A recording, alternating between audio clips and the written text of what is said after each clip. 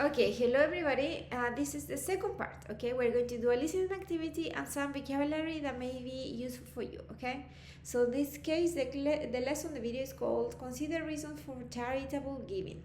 Okay, so we have here vocabulary. What's a charity? It's an organization that collects and provides money or other benefits to fulfill important needs. A donation, money given voluntarily to a charity. A donor, a person who contributes money to a charity. Fundraising, the activity of requesting financial contribution. And generosity, the quality of being willing to share one's own money with others in need. Okay, so we are going to do here some vocabulary practice related with that. Okay, so remember how to write this down in your copybook and do the activities that are present here. So let's see. It says, Jessica believes that charity begins at home, so she is involved in fundraising for the local hospital. When there is a community event, such a road race or a play at the high school, she sets up a table with information about the hospital and she asks people for donation. Jessica says she can always rely on the generosity of the people in her hometown. But Jessica doesn't think charity should be limited to things close to home. For that reason, she's also a donor to a number of international charities, such as Doctors Without Borders and the World Wildlife Fund. It's good. People contribute to charities. Okay, so we are going to do here a listening activity. The listening audio recording, I will upload it. Okay, it is the same for the three of them. Okay, so first, we're going to listen here to get the main idea of the listening. Okay, and then we're going to do the other activities. Okay, it is 5 minutes, almost 6 minutes listening. Okay, so pay careful attention and tell me, what is the main idea of it? Here we go. Grace, I didn't know you'd be here this evening. Hi. Hi, Tina. Tina, I'd like you to meet my cousin, Walter Neal. Walter, this is Tina Nash. Hi, Walter. Nice to meet you. Same here. Walter, I know you'll be interested in this. Tina's just started working at a company called No Kidding. She's director of development, involved mostly in fundraising. No kidding? What an unusual name for a company. What kind of business is it? It's actually a charitable organization. We give goats to children as gifts. That sounds kind of interesting. Why do you do that? Well, the goal is to lift rural farming families who live in extreme poverty, out of poverty. Many of these families have no income and don't have enough to eat. Their children often don't get enough nutrients to develop and grow. In some cases, malnutrition can be so severe that they die. Where are these families? Well, rural poverty exists all over the world. Our organization, No Kidding, currently operates in several places: the Philippines, Sub-Saharan Africa, and the Indian subcontinent. But there are organizations like ours that operate in other regions too. So, you mean you give the people goats to eat? Wouldn't it be easier just to give them food or money to buy food? I don't get it. No, Walter. They give them a goat, or goats. So, for one thing, they can use the milk or make cheese from the milk.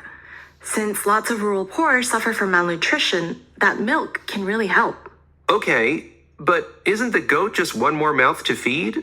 I'm not sure I'm seeing the big picture here. So many of these families are subsistence farmers. They have a little garden where they grow some beans or potatoes, just barely enough to feed themselves, to subsist. In most cases, the soil isn't very fertile, so there often isn't enough food to go around. It turns out the manure the goats produce adds to the fertility of the soil, and this increases the amount of food the gardens can produce, alleviating the children's malnutrition. And that's not all. If the families get more than one goat, the goats can produce kids. Oh, now I get the name. No Kidding. It's for the kids, the baby goats. And I guess for the kids, meaning the children too. You catch on quickly. And when the goats produce offspring, the baby goats, the kids, they can provide meat for the family, greatly reducing hunger. Or, as the number of goats increases, those animals can be sold, providing the family with an income, in some cases, for the first time. So it's a win-win situation. It increases soil fertility, decreases malnutrition, and provides a means for families to become financially independent. Yes, and more than that. Many families move beyond simple independence. Some even thrive and create their own small businesses, selling animals, meat, milk, and cheese. You get the idea. So you're the director of development and raise funds. Who provides the money for all this? I thought you'd never ask. Generous, charitable people who are fortunate enough to have income above what they use for their own needs. We ask people to donate money to buy the goats, and we distribute the goats to families in need in our areas of operation. Who are your main contributors? Actually, it's really cool, and you don't need to be rich to afford to donate. For a small amount of money, about $50, you can provide one goat. Or, of course, if you're really generous or well off, you can buy more than one, even many. That's really great. Almost anyone can afford to do this. And another thing, it's becoming popular for people to give their kid a no kidding goat gift certificate as a birthday present. And then their child can be the donor of the goat. We provide a nice booklet educating your child about the project with some beautiful photos and explain how the goat can help a family or another child their own age have a better life. Your child learns about the value of using money to help others, rather than just thinking of money as something they can use for toys, candy, or entertainment. And it helps them understand that not everyone lives as well as they do. Well, that's an important lesson. And it kills two birds with one stone, developing your child's generosity and directly helping alleviate hunger and poverty. Well said, Walter. Okay, sign me up. My daughter Sarah has a birthday next month. I was going to spend about $50 on a gift, but something with much less value than this. I see this as an investment in my daughter's future. Good, quite long, isn't it? But let's see, which is the correct one here? It's charitable giving benefits the givers as well as the people who receive the help. That's true, I agree. Okay, so let's do the following we have here. We're doing the following. It should be turning. Okay, so we have, listen again, you have the recording. Okay, you have to complete the statement with the correct words. So I will show you the options that we got here. Okay, and this is the area and this is the area. Okay, good. So we have malnutrition result from a lack of nutrients. When soil fertility is improved, gardens yield a greater quantity of vegetables. 3. A subsistence farmer produces crops to feed his or her own family. 4. In the conversation, a kid is a baby goat. If you alleviate hunger, malnutrition, or poverty, you lessen it. Okay, you are lessening hunger or malnutrition. Okay, so now we are going to, in this case, listen for details.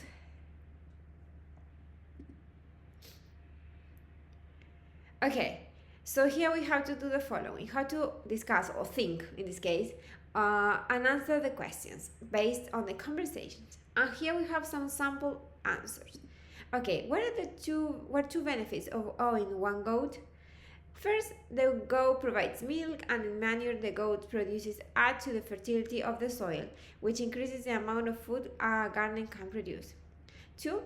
What is one benefit of owning more than one goat? The goats can produce baby goats. How can goats help a family begin on earning an income? As the number of goats increases, those animals can be sold, providing the family with an income. What is the reason some people give their own children the gift of no kidding gift certificate as a birthday present? This was quite funny. Okay, the children can learn about the value of using money to help others rather than just thinking of money as something they can use for toys, candies, or entertainment. Okay, this no kidding gift. Right. So finally, I want to pay attention to this part. Okay. It's work study. Okay, part of speech. Yeah, I want to explain this in Spanish. ¿Qué son las parts of speech? Son las distintas partes de la oración. Ejemplo, sustantivo, adjetivo, adverbio, conjunción. Ya, todas esas son part of speech. Ok, en inglés. Entonces, tenemos aquí, nos dan los sustantivos. Charity, donor, generosity, fertility, independence, and contributor. ¿Ok? ¿Y qué nos piden acá? Que pongamos el adjetivo, el verbo y otro sustantivo. ¿Ya? Ok, esto es kind of funny, ¿ok? Es como divertido porque es como un juego. ¿Ya? Entonces, si tenemos que charity is the noun, what is the adjective?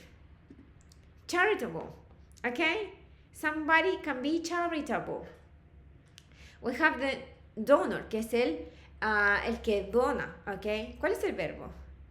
Donar, donate, ¿ok? ¿Y otro sustantivo? Donation. You need to know a lot of knowledge in basic grammar to do this. Generosidad.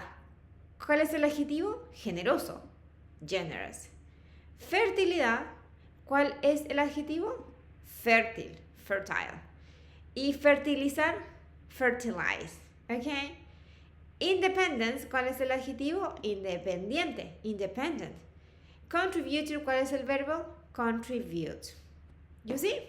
It's very good, very easy, and very fun. Okay. In this opportunity, the piece of homework is going to be a revision of the unit with an audio included. Okay, I will upload the audio, all the audios of this class too, and the PDF with the homework, okay? And you in the first part will have to listen, okay? And then do activities related with grammar and vocabulary that we have seen in the whole unit of the 3 lessons, okay? Good. In case you have any questions, please let me know.